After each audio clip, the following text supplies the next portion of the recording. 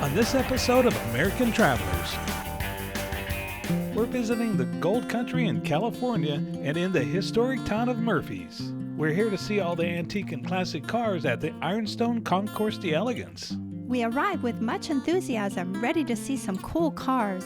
Ironstone is a beautiful winery here in the Sierra foothills, just 60 miles east of Stockton and 140 miles east of San Francisco. The first thing we see are these pristine, high-end 1920s and 30s cabriolets.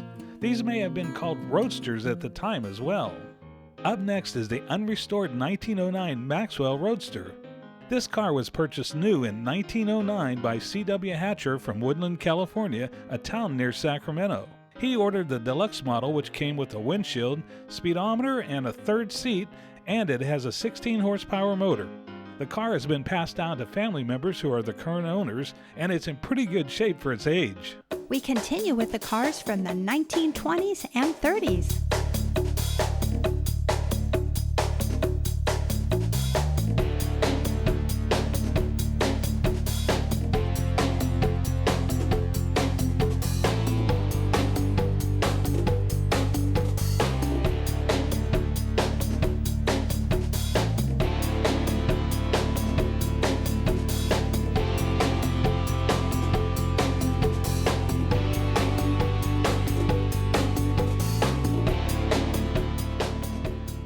One of the main attractions here at this event is the viewing of these very early race cars built before 1920. And the best thing about this event is they're actually going to race them.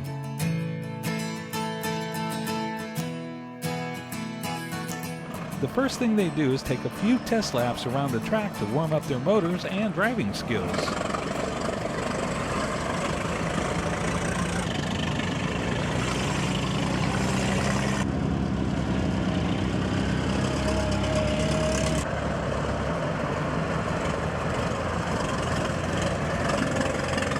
Grey Poupon, anyone?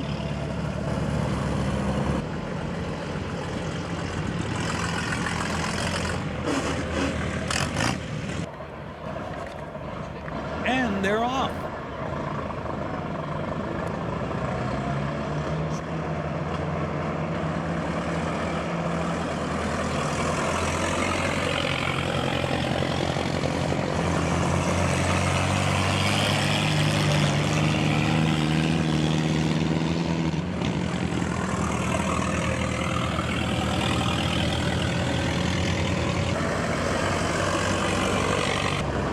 Looks like 19 is in the lead.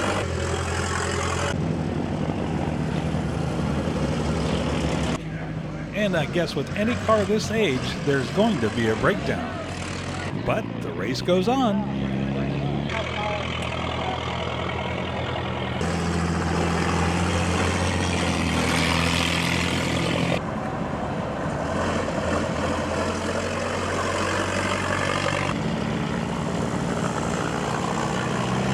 After the race, they get help backing into their spot in the show area.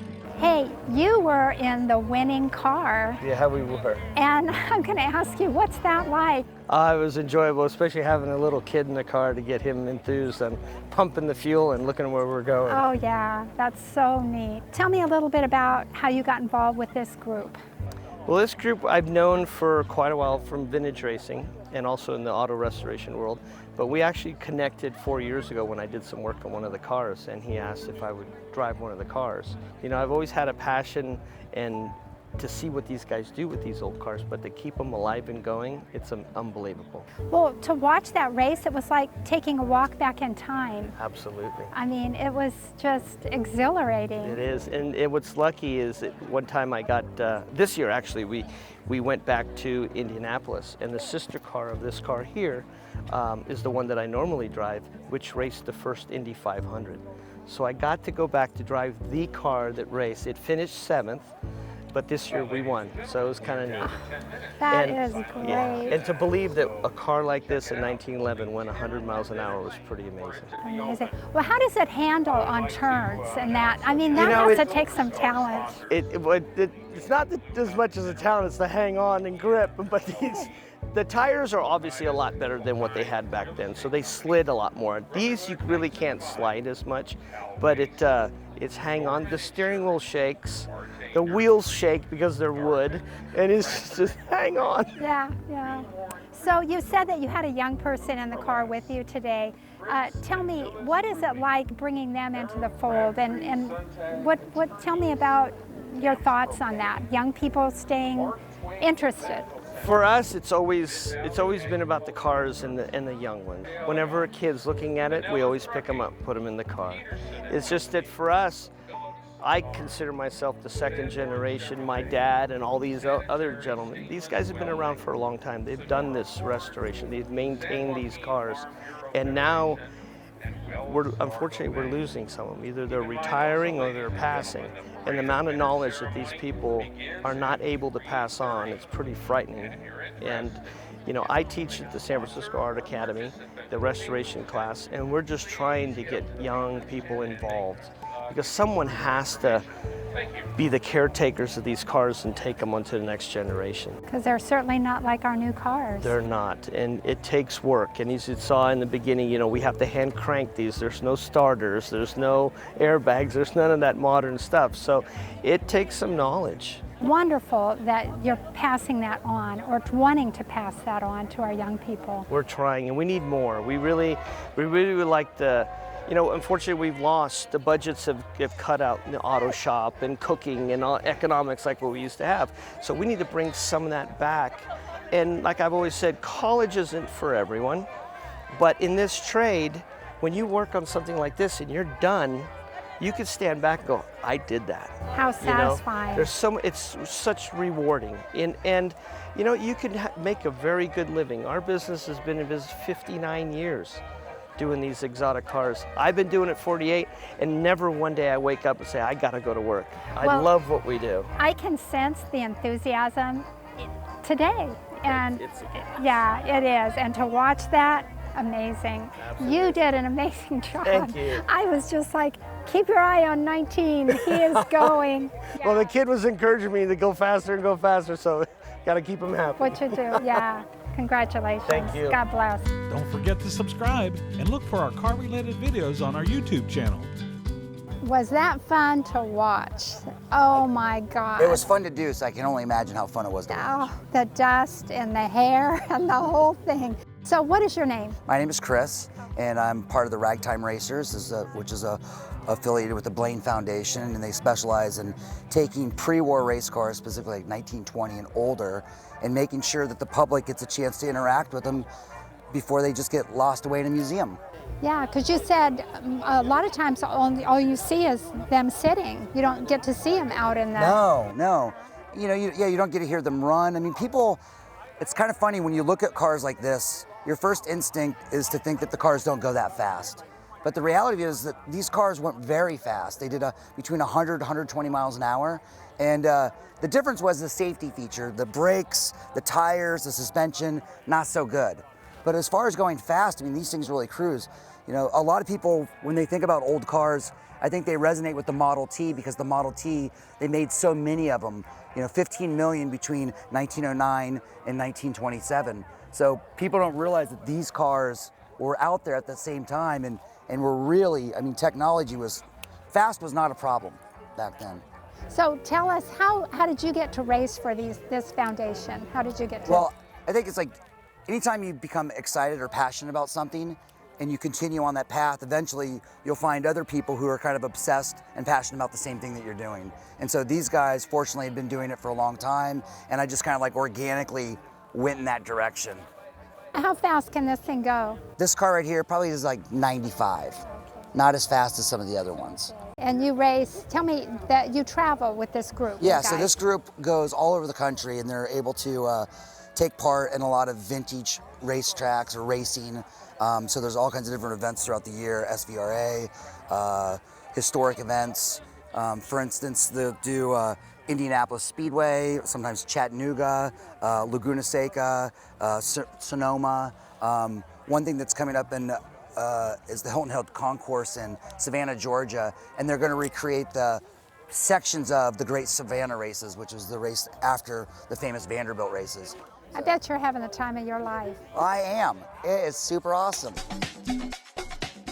Here's a few exotic cars that are a little newer and faster.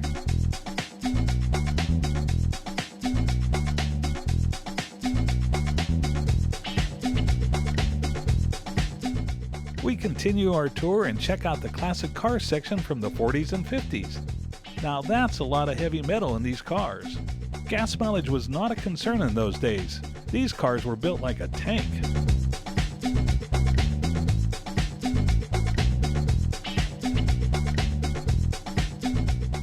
These 50s Corvettes are a different story. They're made from fiberglass. Ford's sports car was the Thunderbird, which was made out of metal. This is a 1967 Lincoln Continental with suicide doors. They're called suicide doors because if the rear door opened while moving and you tried to close it, you would more than likely fall out. Here's a 1965 Mustang convertible. They even have a section of unrestored vehicles. These are hard to find and the value keeps going up. A friend of mine is what they call the head gasket for the car show Concours de Lemons. Here are a few examples that creative car owners bring to this event. And what have you, how has it evolved over the years? Because I recall the first one, we came out and raced it, and if the car blew up or broke down, we were like, it's time to drink beer. It's done. Now we check out some tiny foreign cars like this French Citroën. Here's a cute 1957 BMW Isetta 300. And a 1972 Fiat 500. Next is a lineup of vintage Mercedes-Benz.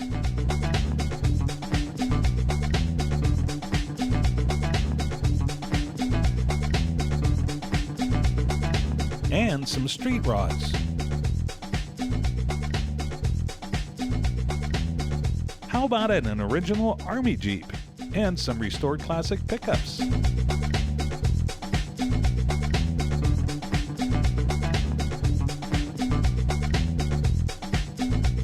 And we can't forget the original station wagons of the past. Now we call them SUVs. I bet this Ford Edsel is pretty rare. Moving on, we come to see these highly sought-after Airstream trailers. Did you know that the Airstream was created by Wally Byam and his first factory was in Culver City, California in 1931? Our last stop on this tour are the cars from England. As the early Americans would say, the British are coming! The British are coming! Thankfully they did, as these are some of the most fun cars to drive. I owned a yellow MGB GT and a 1967 Jaguar XKE back in the day when I was a touring musician. As they say, I should have kept that one, as these are worth a lot of money these days. So Cassandra, why are we out here? Why are you out here? We're out here raising money for our students at FFA and then also for 4-H. There's a passion here, I know. And is it probably to instill in our young people the importance of agriculture? Yes. This is kind of like how I've found my way of finding a way to, give back and kind of educate the community about agriculture and how much it really does impact everybody's lives. I am so impressed, and this is a great event. It's so fun, and I really hope you guys make a lot of money and put toward your ag program. We would highly recommend this event that happens every September. We really appreciate you. Please subscribe, give us a like, and leave a comment. We'll get right back with you. And don't forget to follow us on Facebook and Instagram.